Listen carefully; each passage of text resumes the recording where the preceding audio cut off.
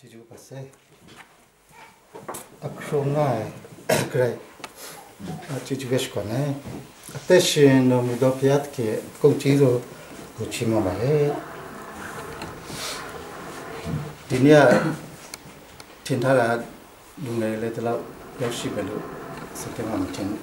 Mike. Kubi mele. Tukebe piat ke pusa muja.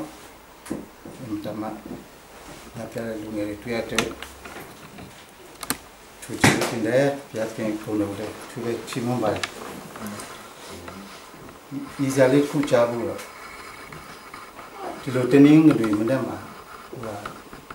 He can if you 2000 no. I can't have thought that. How would you season Chinila? And I thought what was it so? I should have thought so. Since in a cookie, Dineta Piacham to watch him. To be an hour, popularly. To the Purable, the Kua. That through, teaching wood. I look pure. How it Kua to a towel of teaching jam. I look pure. Come on, 2 mere papian pillars. Who died? သူ့ပြလိုက်နှစ်ခုပြန်ပြောတာဘိုးတဲ့နေရအခုအသက်59နှစ်ရှိပြီတဲ့နောက်ပြီးနေရတေးဥဆရာလေးတော့ဒီပြီးလေအဲ့လိုပဲပေါ့နော်ကျွန်တော်အတင်းတော်ဒီထဲမှာမျိုးမျိုးရှိတတ်ပါတယ်နော်နားလည်မှုလွဲတာတို့ချင်းချင်းအဲ့လိုမျိုးသိရှိတယ်တော့ဒီမှာရှယ်လက်မှာကျွန်တော်ညီကိုတယောက်ရောက်လာတော့တိုင်းသားညီကိုပေါ့နော်သူကမတ်စကားကောင်းတက်အဲ့တော့သူချင်မှာသွားလဲကြတယ်သွားလဲတော့အန်တီနဲ့လဲသွားလဲအဖေစကားပြောတယ်ဒီမှာအရင်ပြောစရာကောင်းတယ်ဒီရက်ဖက်မှာအလုပ်လဲပေါ်တယ်ဘာလဲပြောပြတော့သူကအရှိတော့အဲ့သူကအစရောက်တယ်ဆိုတော့ဘာမှချက်ချက်ဦးနဲ့ပဲတည်ဆိုတော့ခဏနဲ့တူသွားတယ်ပြရတာများတာပေါ့အဲ့တော့သူကတော့ဝယ်တယ်တဲ့တနေ့လုံးသွားရှာတာမရဘူးဒီပေါင်းမတွေ့ရနဲ့ဒါနဲ့ပဲချက်နေရတယ်ဆိုတော့ပြောတော့ဒါဆိုအတော်ပဲရှိတယ်အန်တီဝယ်ထားတာရှိတယ်သူကလိုတဲ့လူပေါ်လာရင်ပေးဖို့ဆိုပြီးတော့အကြည့်ကြီးပေါ့အဲပေါင်းတမင်ချက်တာဝယ်ထားတာရှိတယ်အဲအငယ်ပြေးပြီးတော့တွားယူလိုက်ယူပြီးတော့သူ့လာပြေးတော့ပေါ့ပြေးတဲ့ချိန်မှာသူကအောင်ပြီးတော့ဘာပြောဆိုတနာဆရာကြီးกว่าအဲ့လိုပြောတယ်အပြောတယ်တနာဆရာကြီး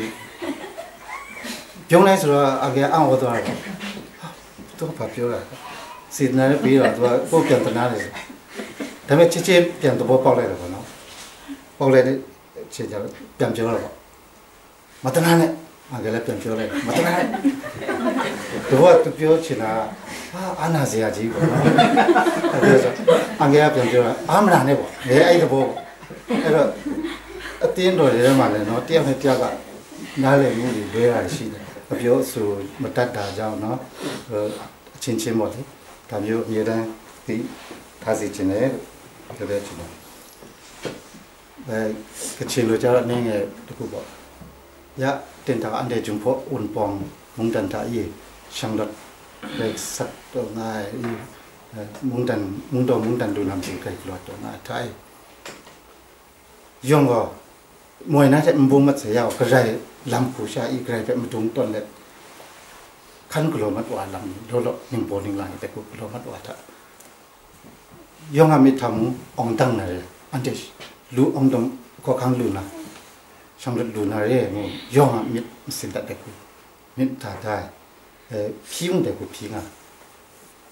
Then the Java until they could meet Matai, Ted Marin, Sunchika, Ted Marin. တနည်းအတဲ့ကြောာတဲ့ရကောစင်ဆာလမ်နီဘိုက်စကရင်ကလောရဲ့ကလောထငါနာတဲ့စင်ဆာလမ်လူဝဲရှာနေရှာရဲ့ကြောာဆောင်လတ်လူနာရဲ့အန်တနီထရက်တင်ရှာလူနာဖက်ကန်လူနာရဲ့ရိုက်တိမမကနင်းရဲ့တင်ထလူနာဤငါအန်တဲ့ချွန်ပေါ်ဦးပုံရှာနေရဲ့ယောင် mit krumai senior sambil dulu nggak tensa kami ante jumpa ni ko lai wasai ten kan i ngale du le nga ante ni du i kecimi sikun tunggu sikun yang du kerela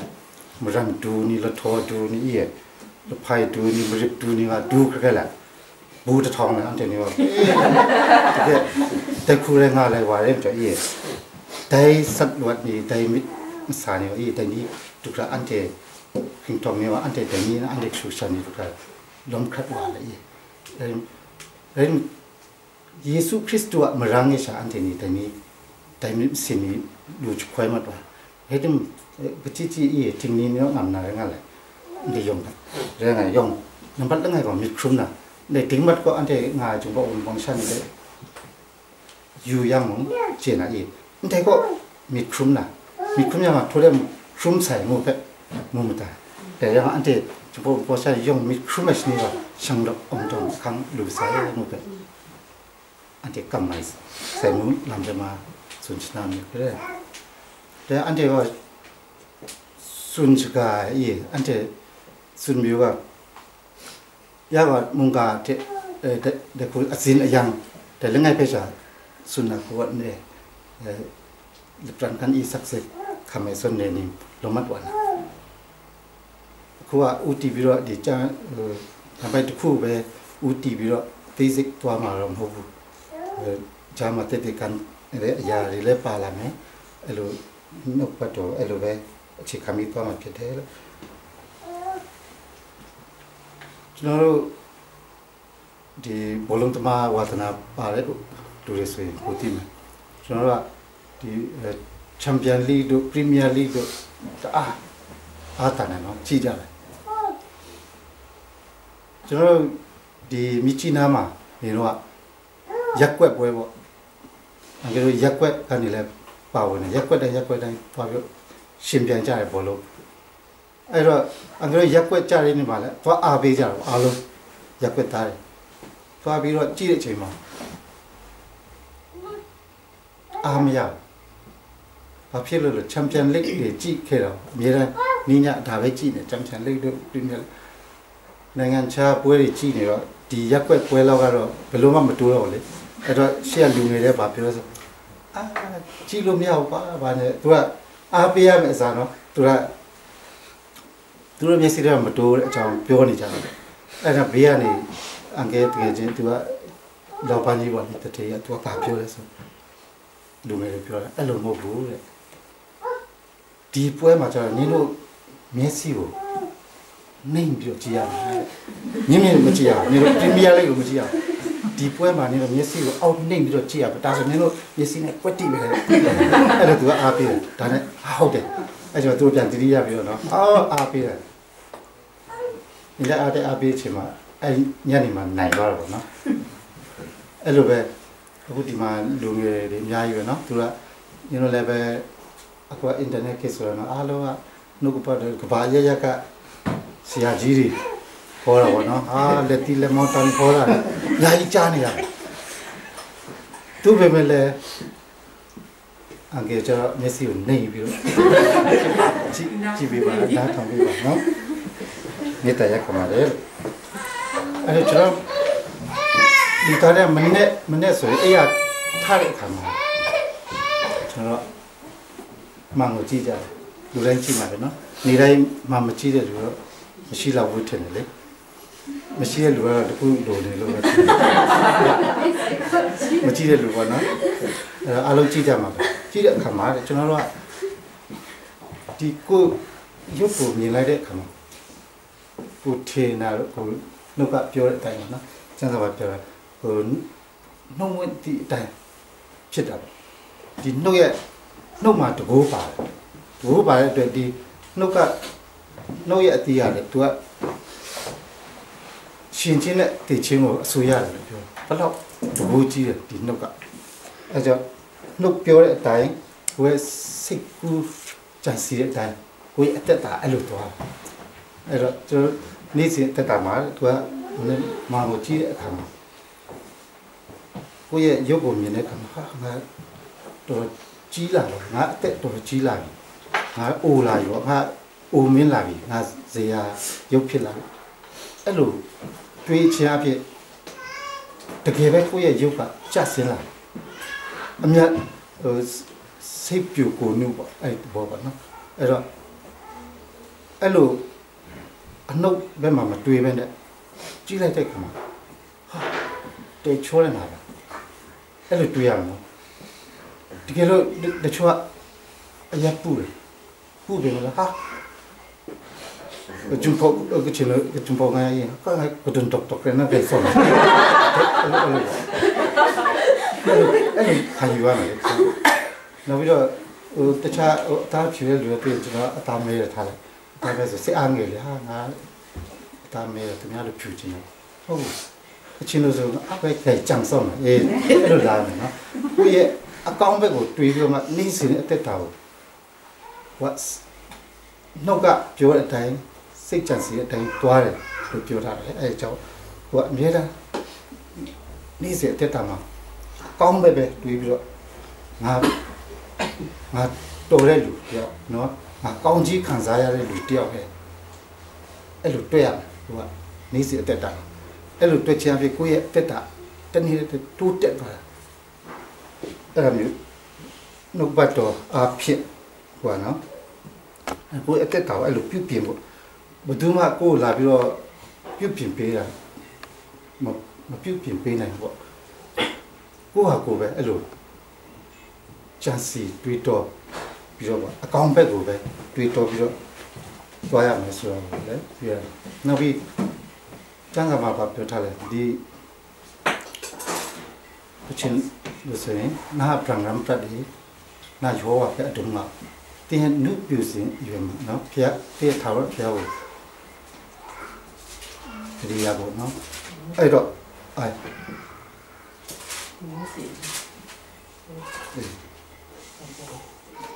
နော်ကောဒါတက်တက်ဟေးအဲ့တော့ကြောင့်ကိုရဲ့ဒီလူပြူဆွေလူငယ်ဘဝမှာပေါ့ဘုရားသခင်အတွက်မဖြစ်ဖြစ်တဲ့နည်းနဲ့ကိုကပါဝင်ရမယ်ပါဝင်ကြံဖန်ပြီးတော့လူငယ်ကိုမြန်မာလူငယ်လေးဆိုအငယ်ပြောတယ်ဟာနင်တို့တောက်စားပါမလုံးနဲ့ပေါ့ချိုးရမှာပါလို့ပြောတော့သူကပြောအငယ်ကျွန်တော်ဂျုံလို့ပါတကယ်ချင်းနဲ့ဂျုံနဲ့တောက်တော့ပေါ့ဒါပေမဲ့အငယ်ပြန်ပြောလေဒါပေမဲ့နေရာမကြုံလိုက်ရှာမလားဒါလည်းမလဲဒါကြောင့်ဒီဖျားဘက်မှာပါဖို့ကလည်းနော်ပါဝင်ဖို့ကကျွန်တော်လည်းမကြုံအောင်ကြံဖန်ပြီးတော့ကိုယ့်ရဲ့အချိန်ကိုလူပြီးပေးပြီးတော့မှဘုရားသခင်အတွက်အသက်ရှင်ကိုအင်မတန်မှအရေးကြီးရဆိုတွေ့ရအငယ်တို့ရက်ွက်မှာဆိုရင်လူငယ်တွေကိုကြည့်ခဲ့တယ်လူငယ်တယောက်သူကအားလုံးကနေပြီးတော့သဘောတူနော်ရွေးချယ်ပြီးတော့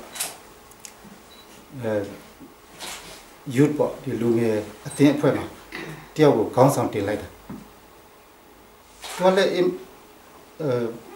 ပညာတတ်လို့တော့မဟုတ်ဘူးဒါပေမဲ့အားလုံးကသူ့ကိုတင့်တော်လို့သူရွေးချယ်လိုက်တဲ့အခါမှာသူကလက်ခံတယ်ကြိုးစားပြီးလုပ်တယ်ဒီမသိတာတွေမေးတယ်တကယ်တခြားတင်ကြီးအရင်လုပ်ခဲ့တယ်လို့မေးတယ်ပြန်လုပ်တယ်အောင်မြင်တယ်နောက်တစ်ယောက်လည်းပဲအဲ့လိုနောက်နှစ်သုံးနှစ်အဲ့လိုကြာတဲ့အခါမှာအစ်ပြန်ရွေးတဲ့အခါမှာလည်းနောက်တစ်ယောက်ရွေးတယ်အဲ့တော့ရက်ွက်ထဲမှာလူငယ်ကောင်းဆောင်တွေလှုပ်သွားတဲ့လူတွေဒီနေ့ယနေ့အငယ်ကြည့်လိုက်တဲ့အခါမှာဘုရားသခင်ကအဲ့လူငယ်တွေအကုန်ချီးမြှောက်လိုက်အောင်ဩဆက်ကောင်းတယောက်ကဒီကြောက်စိမ့်တထေးဖြစ်သွားတယ်အဲ့လူငယ်ကောင်းဆောင်လုပ်ခဲ့တဲ့လူတယောက်ကဆိုရင်အခုအမေရိကမှာသူအင်တာမီတာဇိုနဲ့ရောက်ပြီးတော့မှဒီလုပ်ငန်းတစ်ခုမှာမန်နေဂျာအရာကိုရရှိတာကိုတွေ့ရတယ်အဲ့လိုပဲတယောက်မှချောင်းတော့အခုဆိုရင်ဒီအစိုးရစီမပါလဲကျွန်တော်ကချင်ပြည်နယ်ပဲဆိုရင်ကိုယ်စလဲတယောက်အငယ်တို့အေရှလူငယ်သူလည်းပဲဒီလူငယ်ကောင်းဆောင်လုပ်ခဲ့တယ်ဒီနေ့ဒီအစိုးရဘက်မှာကိုယ်စလဲ လောင်တယောက်ပေါ့အဲ့လိုပဲကြည့်တဲ့အခါမှာတယောက်မှအောက်မှာရှိတာတယောက်မှမတွေ့ဘူးအားလုံးကထက်မှကြီးပဲအဲ့တော့ဖျားခင်ကနှုတ်ပတ်မှာပြောတဲ့အတိုင်းပဲဥကောင်းဖြစ်စေမယ်ဆိုတာအင်မတန်ထင်ရှားတယ်ဒီဖျားကတိတော်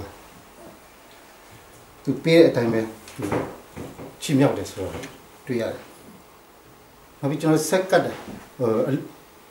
အလူငွေအဖြစ်ဆက်ကတ်တဲ့အရာမှလည်းကြည့်မယ်ဆိုရင်တကယ်ချင်းတယောက်ကသူကပထမမရှိရှာဘူးအိမ်ထောင်ပြူစားဆိုတော့သူကဘာမှအလုပ်ကိုင်လည်းမရှိဘူး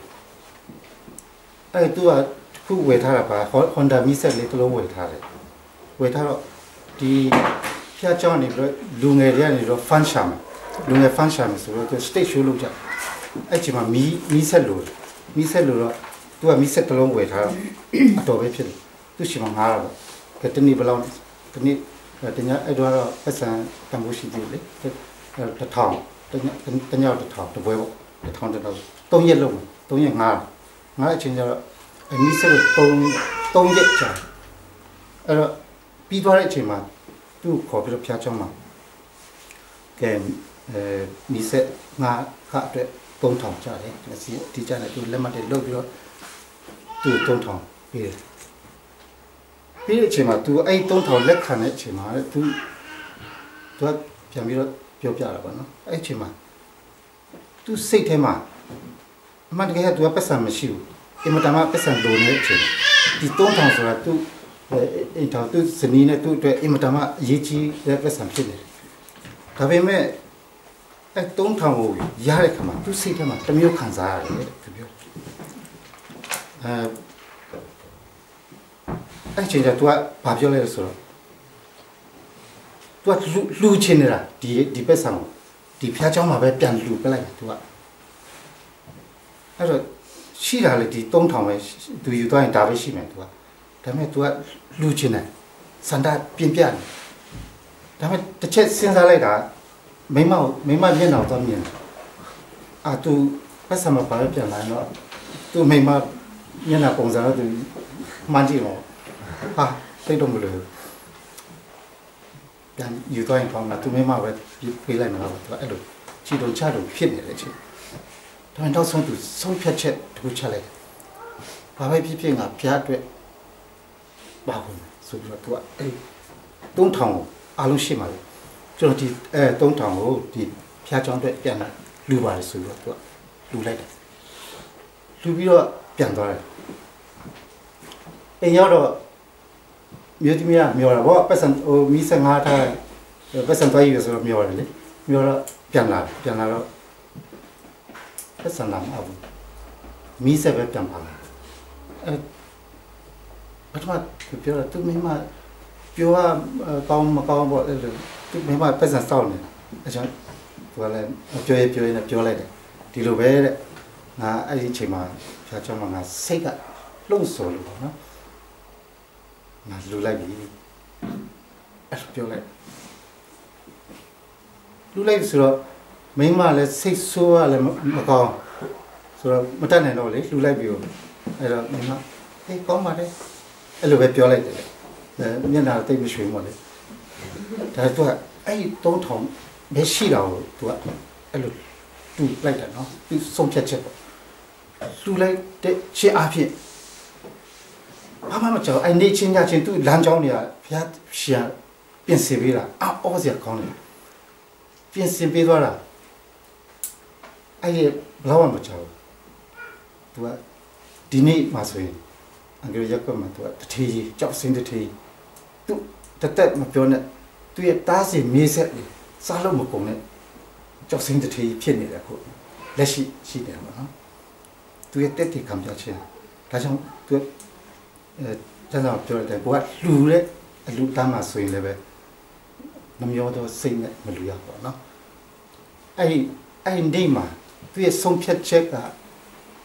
မှန်သွားတဲ့အတဲ့ကြောင့်မို့ဒီနေ့သူကအင်မတန်မှအချင်းလူမျိုးတွေမှာနာမည်ကြော်ကြားလောက်တဲ့တထေးကြီးဖြစ်တယ်နောက်ပြီးသူ ဒီလိုတူးလို့ကြောက်စင်ရပြီးတော့အဲ့လောက်ပဲလားဆိုမဟုတ်ဘူးသူရှိမှနောက်ထပ်ဒီဖျားတခင်ကဘလောက်ကောင်းကြီးပေးသွားလဲဆိုရင်ဟိုမြေကြီးထဲမှာရှိနေတဲ့အရာအလုံးဒီကြောက်စင်းနေသူ့အတွက်အများကြီးရှိသေးတယ်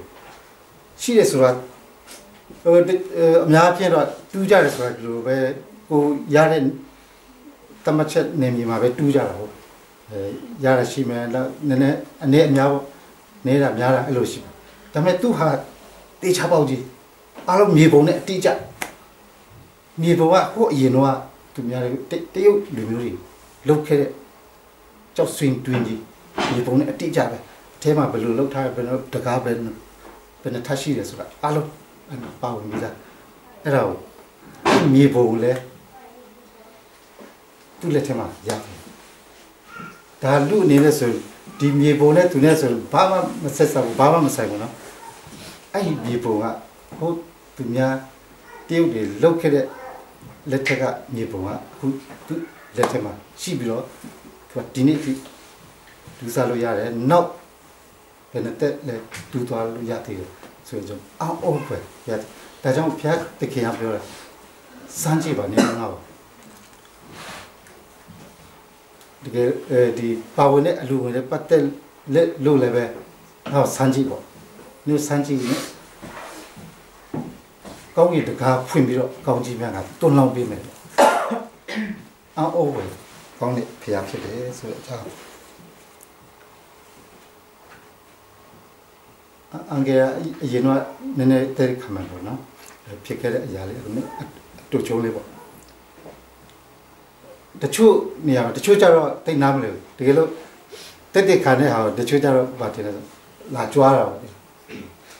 တက်ခါနဲ့ဆိုတော့ကိုကောင်းတဲ့အကောင်းခံစားရတာကိုတက်ခါတာဟုတ်အဲ့တော့တကယ်ချင်းတယောက်ပြောလို့ပေါ့သူမိတ်ဆက်တယ်မိတ်ဆက်ဆိုတော့သူလည်းကြားလို့ရှိရင်အများကြီးပြောတယ် तू ကဘာပြောလဲဆိုတော့ငါမိတ်ဆက်တဲ့ချိန်ငါပြောတော့ကြွားကြတယ်ကွာငါစော်ပွားသားကွာအဲ့သူကအဲ့လိုအများကြီးမိတ်ဆက်တယ်အမသူကစော်ပွားသားလေသူကအဲ့လိုအများကြီးမိတ်ဆက်လို့ရှိတယ်အဲ့တော့အခုလည်းပြောလဲကြွားကြတယ်နော်အကဲဟိုမှာနေတော့ဗီဒီယိုလုပ်ငန်းလုပ်တယ်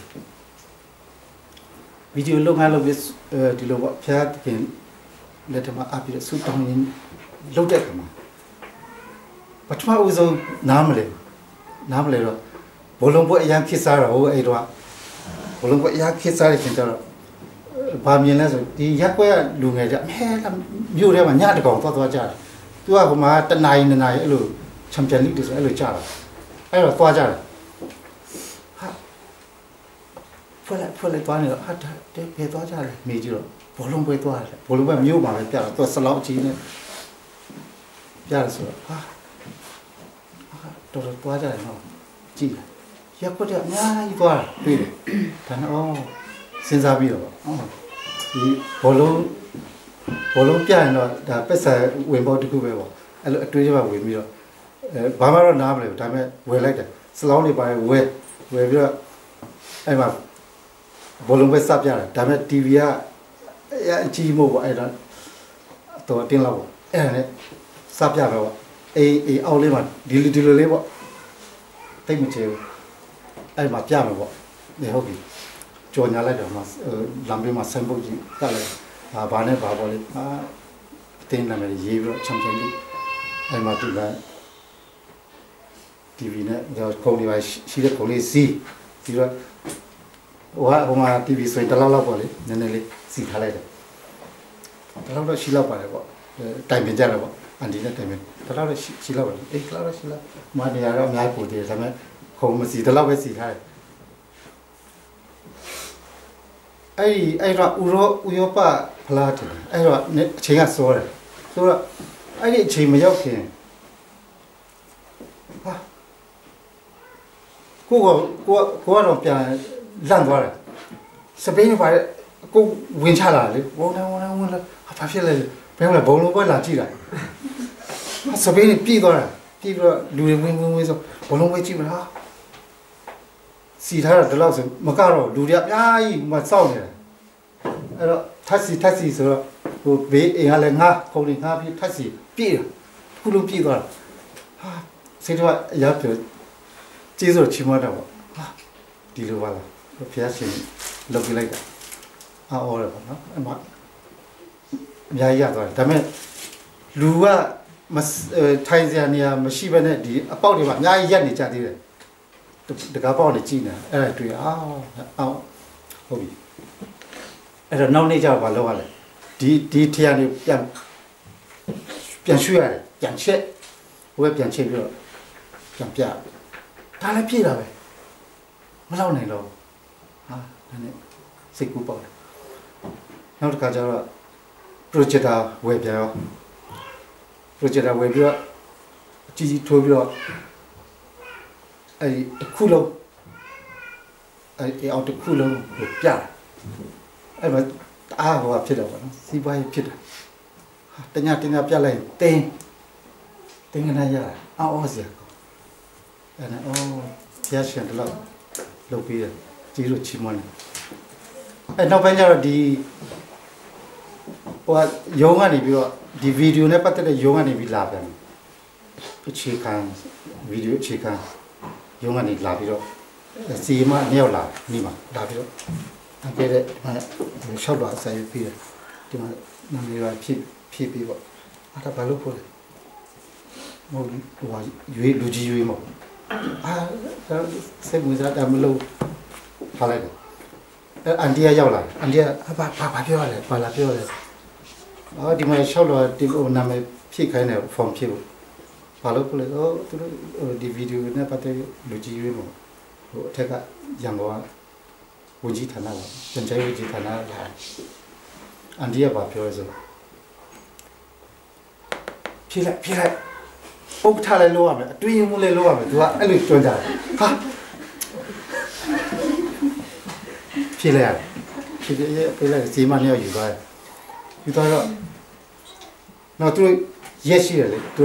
ပြောတဲ့ရက်ရှိတယ်အဲ့ရက်မှာဒီလျှောက်ထားတဲ့လူတွေနဲ့ဒီလုပ်ငန်းရှင်တွေအကုန်လုံးလာရမယ်လာဆိုဟုတ်ပြီသွားကြတယ်ရုပ်ရှင်ုံကြီးမှာသူကနေရာကားပေးတယ်ကားပြီးအဲ့မှာရန်ကုန်ကဒီပြန်ချရေးဝန်ကြီးဌာနကလူတွေနဲ့ဒီဒါရိုက်တာကြီးတွေပေါ့သူတို့ကိုယ်တိုင်အဲ့နေ့မှာတော့ထူးထူးခြားခြားပေါ့လေခါတိုင်းနေ့တွေကတော့အဲ့လိုသူတို့ဓာတ်ရိုက်ဘွားနေမရွေးဘူးမရွေးဘဲနဲ့ဒီပြည်နေမှာပဲလုပ်ကြတာပေါ့လုပ်တဲ့အခါကျတော့ပတ်စံရှိတဲ့လူတွေကတည်တယ်ပဲလေဒီနိုင်ငံခြားသားတွေကျပတ်စံရှိရလေပတ်စံရှိသူတို့ပဲငွေကြီးနဲ့ပဲလုပ်သွားကြဆိုတော့သူတို့ရွေးရတယ်အများကအုတ်ထဆိုအဲ့ဒီလူကဥတာအနှစ်ပေါင်းကြာနေပြီအရန်ကြီးပွားနေတယ်အဲ့လိုဖြစ်နေတော့ကဲအဲ့ဒီသွားတဲ့အခါကျတော့သူရွေးတယ်ပြီးတော့အကဲလည်းကချင်လည်းဖြစ်နေတယ်လေတိုင်းသားဆိုတော့ဘယ်သူမှလည်းရေးလို့မှာမဟုတ်ဘူးသွားနားထောင်တော့ထိုင်တယ်ခဏကျစီးရင်ခေါ်တယ်၆ထိုင်လူစီးရှေ့မှာလာထိုင်ဆိုတော့အမအလုံးရှေ့မှာတော့ထိုင်တော့အဲ့မှာအဲ့ဒါဒီလုပ်ငန်းရှင်တွေအကုန်လုံးကိုပြည်ချနာကမြို့ပေါ်လူတွေအကုန်လုံးခေါ်ထားတယ်အဲ့လုပ်ငန်းရှင်တွေကနေပြီးတော့မဲရွေးမဲထဲတာပေါ့ဘယ်သူကိုတင်မှာအဲ့ဒါသူတို့မဲရွေးကြတယ်ပထမဆုံးအတုံးမှာသူတို့မဲကျင်လာလိုက်တယ်အဲ့လူကြီးတယ်အဲ့တော့အကဲနာပဲပါလာပထမလုံးဝမစင်စားထားဘူးလေတိုင်းသားလည်းဖြစ်နေတယ်ပရိသတ်မရှိဘူးသူတည်ရလွေသိမရှိဆိုအဲ့လိုထင်တယ်မဟုတ်ဘူးအဲ့ပထမအဆင့်မှာပါလာတယ်ကဲဒါဆိုအဲ့တော့ဒုတိယအဆင့်ပြန်ရွေးမယ်တဲ့ပြန်လူပြန်လျှော့တာပေါ့ဒုတိယအဆင့်ပြန်ရွေးတော့လေအဲ့မှာလည်းပြန်ပါလာတယ်အဲ့လိုနဲ့နောက်ဆုံးတော့စကားတင်ဆိုတော့9ယောက်ကိုပဲတိတအဲ့မှာစင်းပါရွေးလိုက်ရောရွေးပြီးတော့သူတို့လူကြီးကအမေးဖြေပါလောက်တယ်တူချင်းညမောလူတွေကအဲ့မှာလာလို့ရင်ကဖြေရတာပေါ့အဲ့တော့သူတို့ဒီ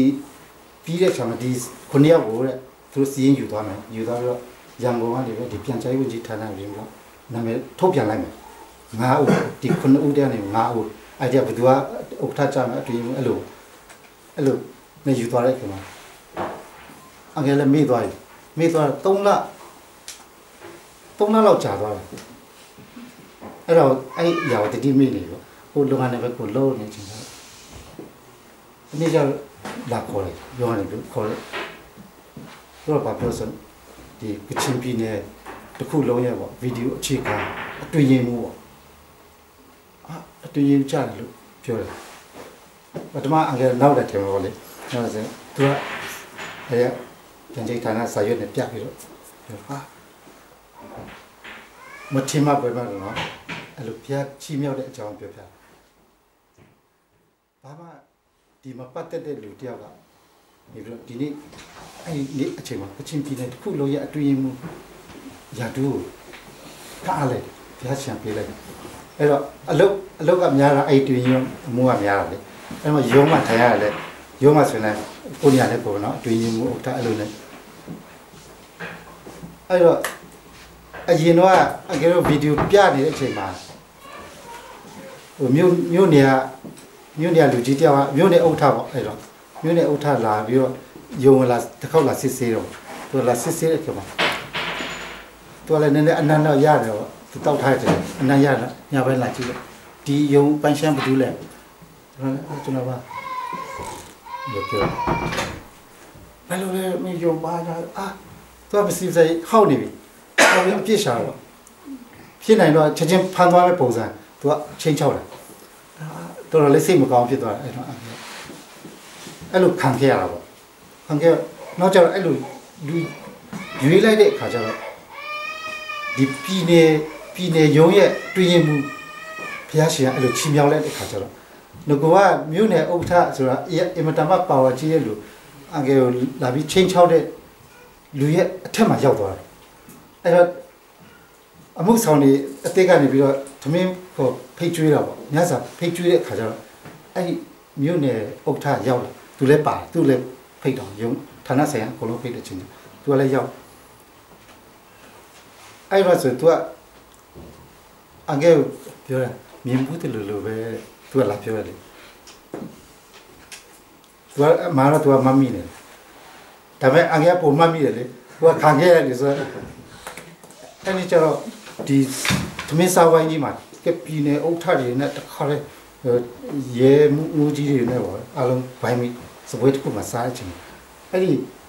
ငကောကချင်းချောက်ခဲ့တဲ့ဒီမြို့နယ်ဥက္ကဋ္ဌဆိုရင်ကောင်းတော့မဖော်ရဘူးအငယ်ဘေးနားထိုင်သူကြည့်တာတစ်ချက်မှဟင်းခွက်တစ်ခွက်တစ်ခါနိုင်တာမတွေ့ဘူးသူဒီလေကုန်နေတာ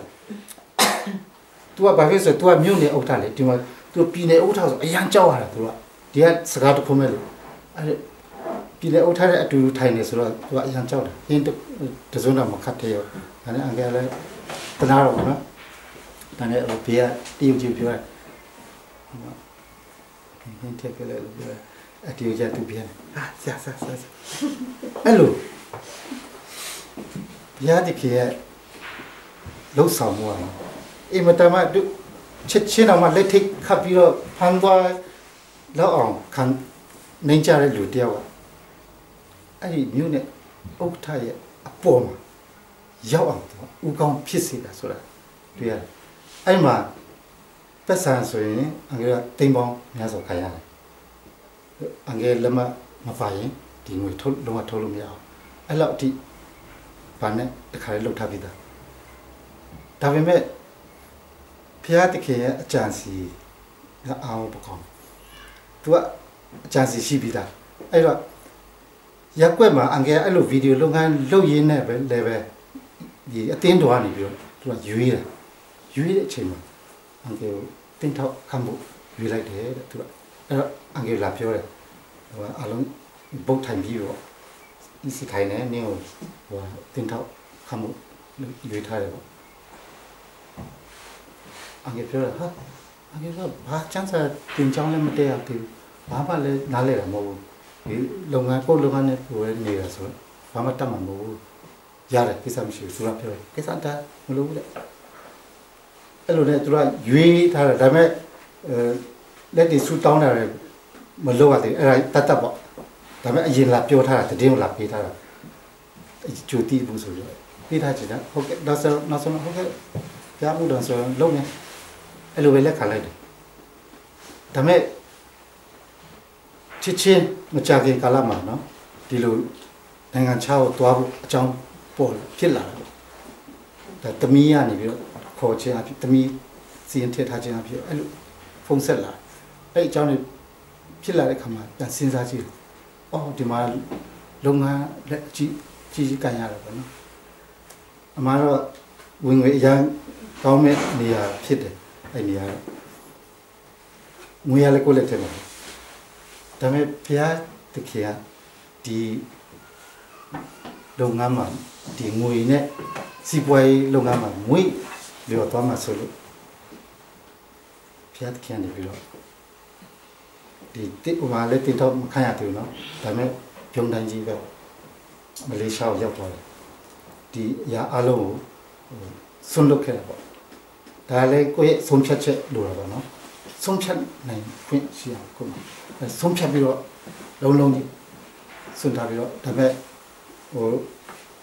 ထွက်စာတွေပါတော့တင်ရတာပေါ့ဒါပေမဲ့အဲ့ထွက်စာတင်ဖို့ကလည်းအင်မတန်မှခက်ခဲတယ်သူကမထွက်ခိုင်းဘူးဒီပြည်နယ်ဥထရခေါ်ပြီးတော့အမျိုးမျိုးမေးတယ်ပြောနေဘာလို့လဲဘာခက်ခဲရှိလဲအကုန်လုပ်ပေးမယ်ပြည်နယ်ဥထရအဲ့လိုပြောဒါနဲ့တခြားမလုပ်ဘူးကျွန်တော်ကဒီလိုကိုယ်လည်းပြောရတာပေါ့အမျိုးမျိုးကြံဖန်ပြီးတော့ပြောတဲ့ချိန်ကအဲ့လိုနှုတ်ထွက်စာပဲတင်ခဲ့ပြီးတော့ထွက်ခဲ့ခြင်းဖြစ်တယ်ထွက်လာတဲ့အချိန်မှာကျွန်တော်ဒီဒိမတ်ကိုလေရင်ကွင်းမှာစဆင်းမဲ့အချိန်မှာလေရင်ကွင်းကနေမြေကြီးမဆင်းခင်မှာစိတ်ထဲမှာဒီဟိုလေရင်တော့စိုက်ပြီးပေါ့စိုက်တဲ့ချိန်မှာကိုကမြေကြီးမှာမနှင်းခင်မှာကိုကဆူတောင်းတော့ဘုရားသခင်ဒီဒိမတ်နိုင်ငံမြေကိုစနင်းနဲ့နေရနေပြီးတော့ဒီမြေမှာနင်းတဲ့အခါမှာဘုရားသခင်အတွက်ကျွန်တော်အသက်တာပေါ့နော်ဘုရားသခင်အတွက်ဖြစ်ပါစေဆိုပြီးတော့အဲ့ဒီမြေကြီးမှာစနေခဲ့တယ်စိတ်ထဲမှာလည်းဘုရားသခင်အတွက်မှုတော်မြတ်မှာနော်ဘယ်နေရာပဲဘယ်ကဏ္ဍပဲဖြစ်ဖြစ်ပါဝင်မယ်ဆိုပြီးတော့စိတ်ဆုံးဖြတ်ချက်နဲ့ဆူတောင်းရင်းနဲ့လုပ်တဲ့အခါမှာဘုရားသခင်ဟိုမှာတင်းတော့လုပ်ဖို့မခံယူဘဲနဲ့ဒီကိုထွက်လာပြီမဲ့လည်းပဲသူ့ရွေချက်ကမပြောင်းလဲဘူးဟိုမှာမခံဖြစ်ခဲ့လဲဒီမှာပဲဒီနိုင်ငံမှာလည်းတင်တော့ပြန်မှာပဲဘုရားသခင်ပြန်လဲရွေခန့်နေဆိုတော့တွေ့ရတယ်ဒါပေမဲ့အင်မတန်မှတက်တာတဲ့ညီးပေါ့နော်ဘုရားသခင်ဟိုယောနာလိုတော့ငါးကြီးမျိုးတဲ့ဟာမျိုးတော့ကြားမှာမရှိဘူးအင်မတန်လေးနဲ့အင်မတန်မှနေညောင်းစော်နေပဲဒီမှာရောက်ပြီးတော့ဒီတော့ခံရဆိုအကြောင်းကလည်းဒါလည်းဝယ်တက်တည်ခံကြတာပေါ့နော်တော့လူငယ်တွေအတွက်ဆိုရင်တားပြောတယ်ဟိုအော်စတြေးလျမှာတားတယောက်ရှိသူကပြောတယ်ဟိုလူငယ်တွေအတွက်ဆိုရင်သူအကြောင်းအရာကိုလည်းတက်တည်ခံပြီးပါမြင်ရမှာနော်ဒါဆိုလူငယ်တွေလည်းအားရှိစီချင်တယ်သူကလည်းအဲ့တော့သူအကြောင်းအရာလည်းခံပြီးပါဆိုတော့အနေငယ်ပေါ့တားကသူအော်စတြေးလျရောက်တဲ့အချိန်မှာသူအလုပ်မရှိဘူးဆူတောင်းတယ်ဆိုအချိန်ပိုင်းအလုပ်ရတယ်အချိန်ပိုင်းအလုပ်ရင်လုံနဲ့ဆူတောင်းလုပ်တယ်ဆူတောင်းလုပ်တယ်ဒါပေမဲ့လုပ်ငန်းကပုံမှန်လေးပဲစားလောက်ယုံလေးပဲဖြစ်နေတယ်အလုပ်ကလည်းအရင်ကောင်းတာမဟုတ်ဘူးဒါပေမဲ့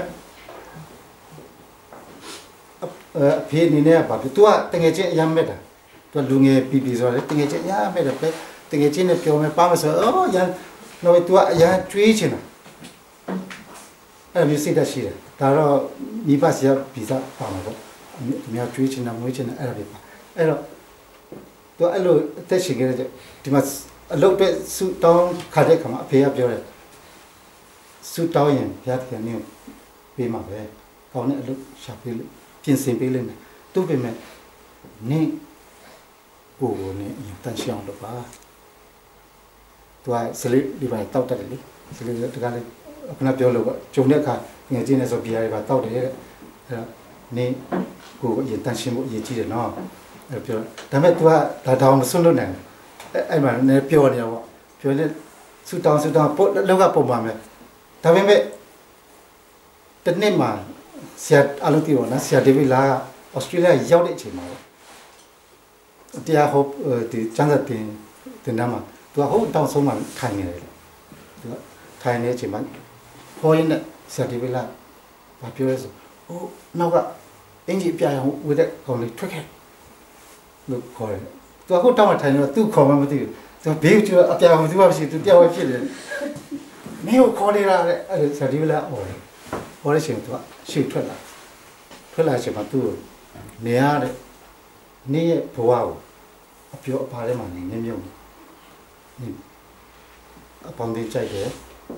နေ့ဘဝကိုလည်းဒီရမှာညာနှစ်ထားတော့အဲ့လိုသူပြောရတယ်ပြောပြီးနေ့ဆူတောင်းပေးမယ်နေ့ပြစ်ရပြစ်များတော့ဆူတောင်းပေးလို့ဆိုသူကဆူတောင်းခံတော့အဲ့ချိန်မှာအဲ့ဒီဆရာတင်းဆရာအကုန်လုံးခေါ်ပြီးတော့မှသူ့ဒီကလေးကိုအလုံးလက်တင်ပြီးတော့ဝိုင်းပြီးဆူတောင်းပေးကြအဲ့လိုပြောတယ်ပြောတဲ့အခါကျအလုံးဆရာလက်တင်ပြီးဆူတောင်းပေးတယ်အဲ့ချိန်မှာသူလည်းတအားပြည့်ကြခဲ့တယ်အဲ့ဆူတောင်းခံပြီးတဲ့နောက်မှာသူကဒီဆက်လက်ဘီယာဆိုတော့လုံးဝစိတ်ကူးရမှာမရှိတော့ဘူးသူ့အလိုလိုဒါသူလှုပ်ယူလို့မရဘူးဆိုတော့သူသိတယ်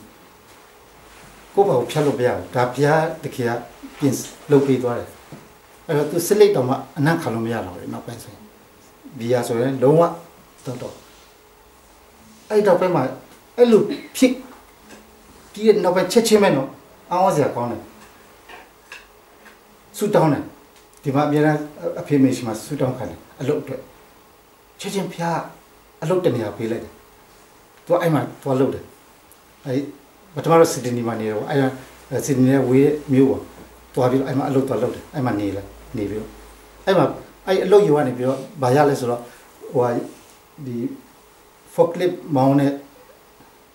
တင်တန်းပေါ့အဲ့တော့အခမဲ့ပေးတော့ပေါ့ license ပေးမှာပေါ့အဲ့ဆိုတော့ तू ကအဲ့မှာအလကားတက်ခွင့်ရတယ်